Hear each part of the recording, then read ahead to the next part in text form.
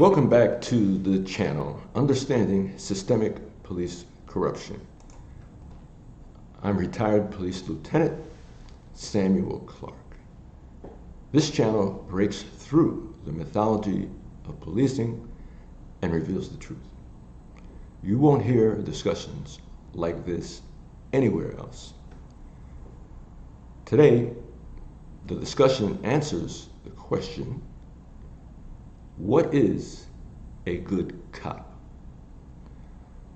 But before I go into today's discussion, I just want to say, what you're seeing here are just little snippets of all of these subjects, because they need to be explored much, much deeper.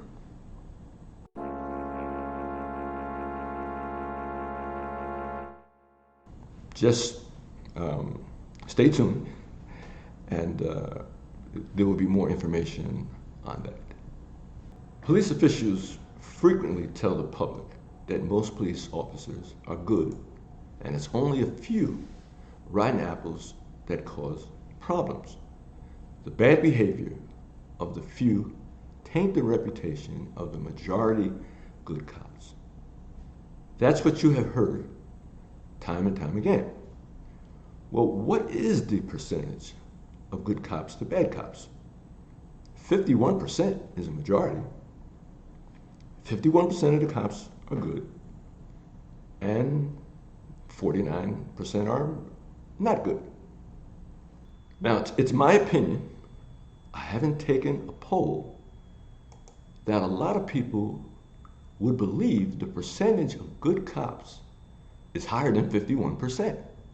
So for argument's sake, let's assume that 90% of the cops are good and only 10% not good.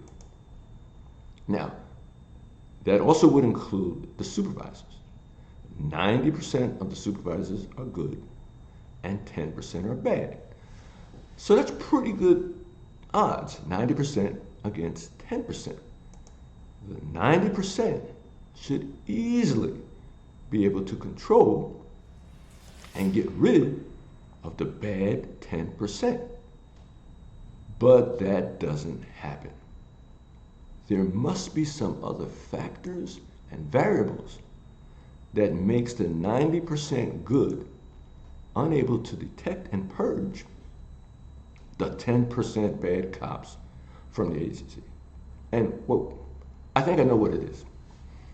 It's because the many good lawful cops won't report the misconduct of a few bad cops. In addition, the many good, lawful, hardworking supervisors are not conscientious enough to discover the few bad cops. Now, that doesn't make a lot of sense. It is not the responsibility of the bad cop to notify the supervisors about their bad behavior.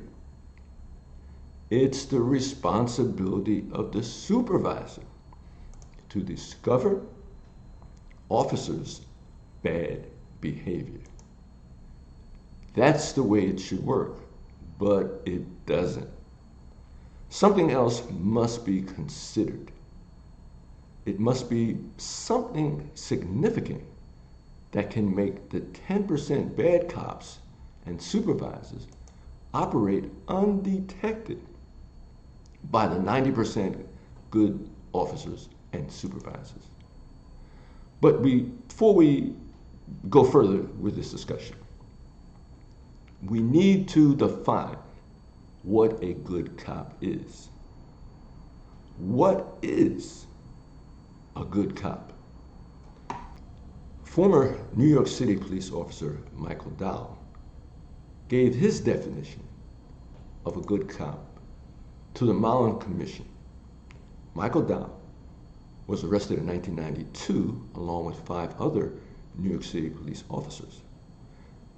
They were caught up in an undercover drug operation run by the Suffolk County District Attorney's Narcotic Bureau. Police officer Dow stated, "A good cop never gives up another cop and is 100% behind a cop, whatever a cop does, no matter what it is." Gosh, darn it. I didn't get that memo. No wonder why my career was cut short.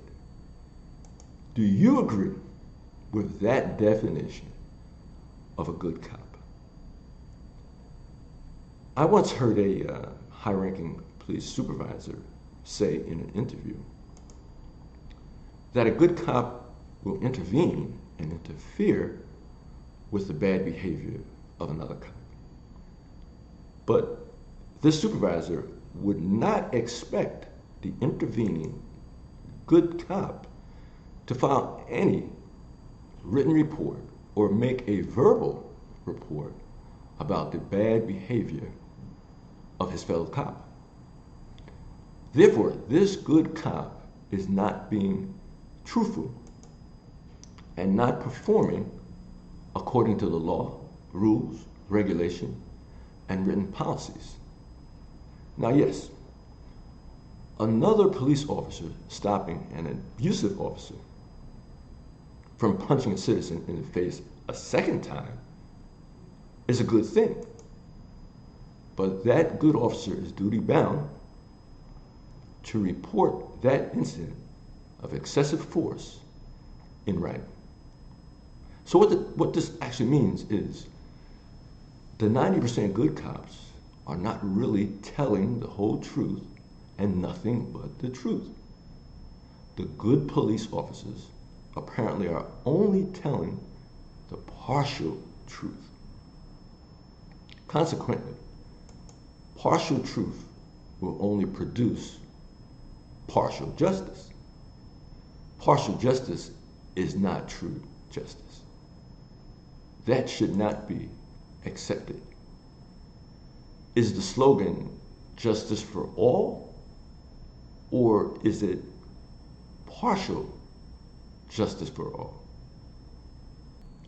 You see, ladies and gentlemen, less than 1% of police officers will tell the whole truth in a verbal or written report.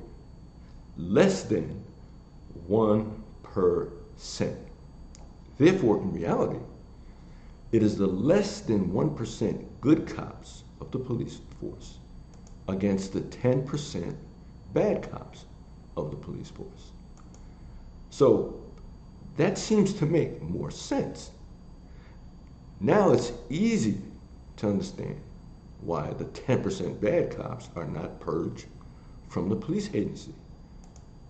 They have about a 95% chance of escaping punishment. Remember the well-published quote: "The only thing necessary for the triumph of evil is that good men do nothing." I'm going to stop here. In future episodes, I will explain how I calculated that less than 1% figure. Thank you once again. And don't forget to like, share, subscribe. Talk to you soon.